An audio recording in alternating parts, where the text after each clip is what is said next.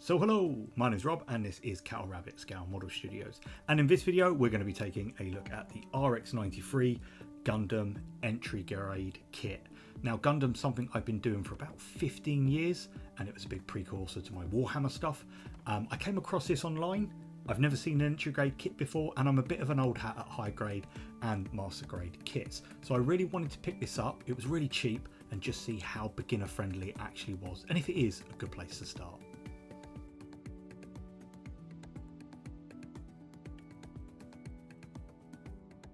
So before we get started, like and subscribe, all that good stuff. Comment below, do you do Gundam as well? Is this something you're interested in? But we're just going to dive straight into this. Now straight away it says no tools, no paint, no glue. Now this can be true for a lot of Gundam kits. I've done my fair share of, like I said, of high grade kits, especially Iron Blooded Orphans. I've done, my god, Lupus Rexes like you wouldn't believe. But I thought this was really interesting because I'd never actually seen a starter set for them. Maybe it's because I just weren't looking, because I kind of get wrapped up in the experience of just being a bit of a, not Gundam veteran if you will, but someone that kind of looks at kits that suit my own skill level. So I forget there's stuff like this out here. Straight away you'll notice that everything, if you open the box, lovely greeted by coloured plastic. And if you are someone that's part of my channel for my Warhammer content and scale miniatures, this will be quite like a pleasant surprise. I think, you know, you can already see that it's quite different to things like Warhammer. Looking at the instructions, you can see that everything's a bit more different to what we're used to, and the instructions in this box I want to go through because they're actually really clever. I was pleasantly surprised by this. Like I said, I think I picked this up for about £16. I'll leave the screenshot on the screen now, but you can see straight away the instructions actually have everything labelled. So whereas you get lost with what part is on what sprue with no rhyme or reason, it actually tells you in the instructions what sprues have head parts on, body parts, arms, waist, legs, weapons. It's really well thought out, and I'm trying to sit back and look at this from someone who has experience to pretend I have no experience whatsoever with Gundam. And straight away I was really impressed. I thought it was, you know, really reasonable price wise, and the effort that just goes into making it really user friendly is pretty cool actually. You'll see straight away on this page here, actually all your sprue numbers are numbered on the instructions. You've got a mix of Japanese and English. However, I've done kits with just Japanese, really intricate master grade kits, and I've never really had too many issues. So the fact that they're now printing a lot of this in English as well shows you just, you know, how much I guess the Western culture has kind of taken to Gunpla and, you know, really wants to get involved in it. And there's, you know, some amazing stuff out there. So what I decided to do was just flick through kind of the instructions and the build options. You'll see some of it's in colour, some of it's in black and white, not the end of the world. But I thought I would just kind of stop rambling.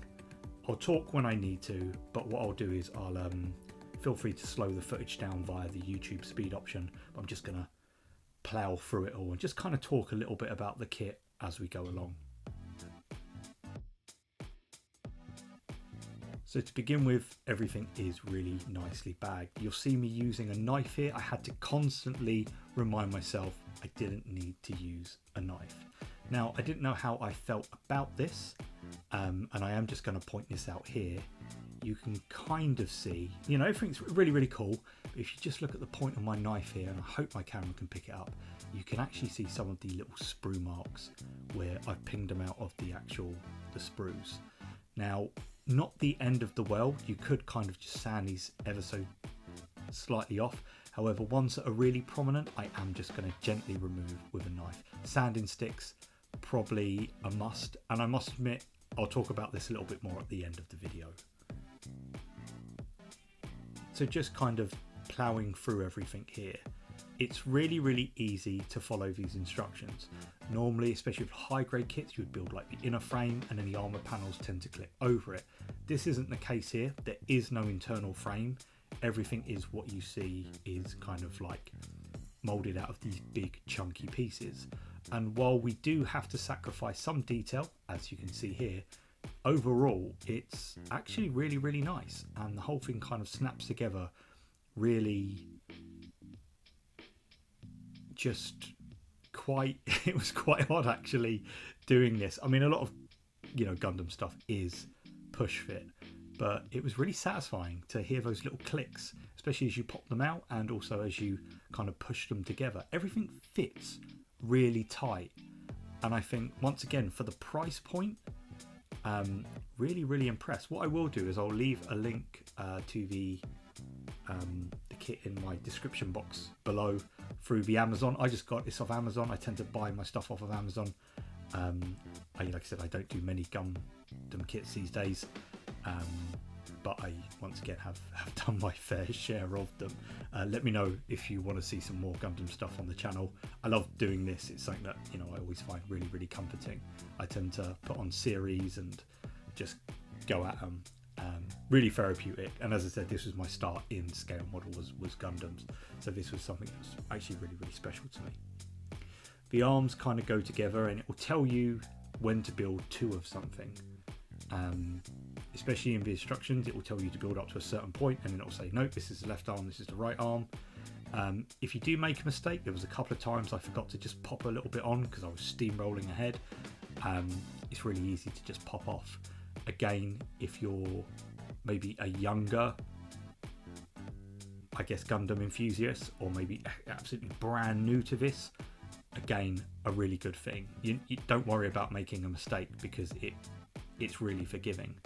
I really like that aspect of it. Once again, it would be a shame to kind of push something together and it all lock into place and you not be able to kind of get, you know, rid of it. So this is what I mean here about the parts, is that they're on these kind of circular sprues, and if you ever done an easy to build Warhammer kit, especially the ones where you paint your own miniature in store, it's that rounded sprue that you just pop out. This is exactly the same stuff, although the plastic here does feel very lightweight.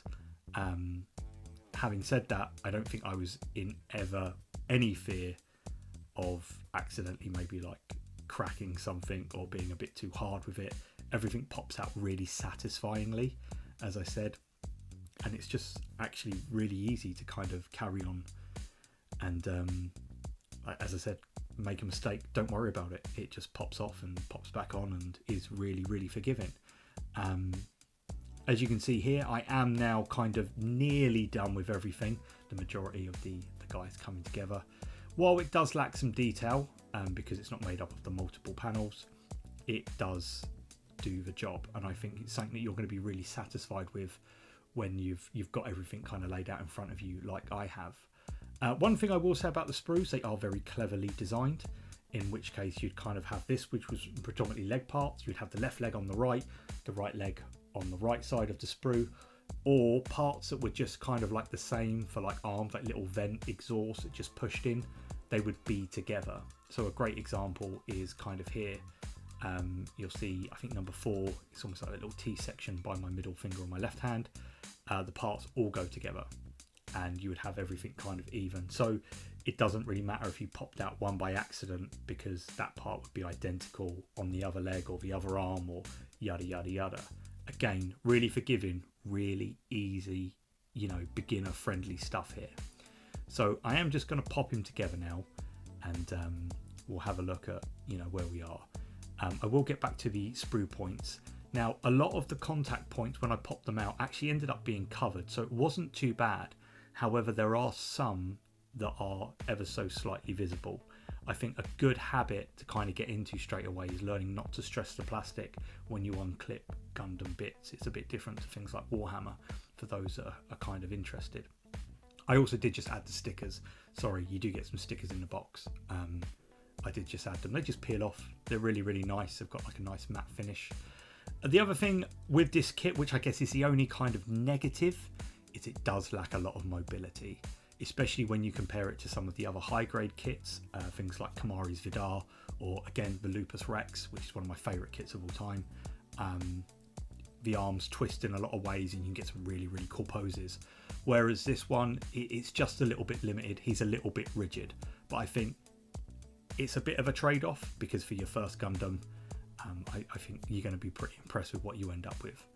As you can see, everything kind of just snaps in together, and even when I was playing around with it today, I did the voiceover a day later, I was just mucking about with it, doing thumbnails and stuff like that. I pulled it all apart, I pushed it all together again. Nothing felt loose, nothing felt kind of like janky. You know, you probably can get some cool poses on this, just don't expect too much. But getting back to kind of like the point of this video, do I think this is a good place to start? If I'm honest with you, absolutely. I think it's really beginner friendly.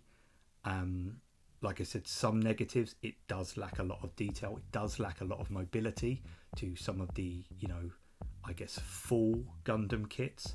However, I think for someone who's just getting started, and especially if you're like part of kind of like the Warhammer side of things that follows, you know, for my Warhammer content,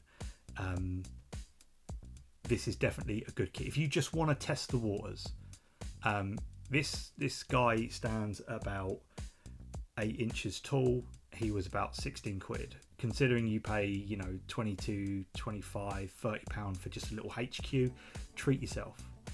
Try it out. It's a really different hobby. They market this as 8+, and I kind of wish I'd got one of my daughters to kind of build this for me. This whole thing was built in about 2 hours in an evening.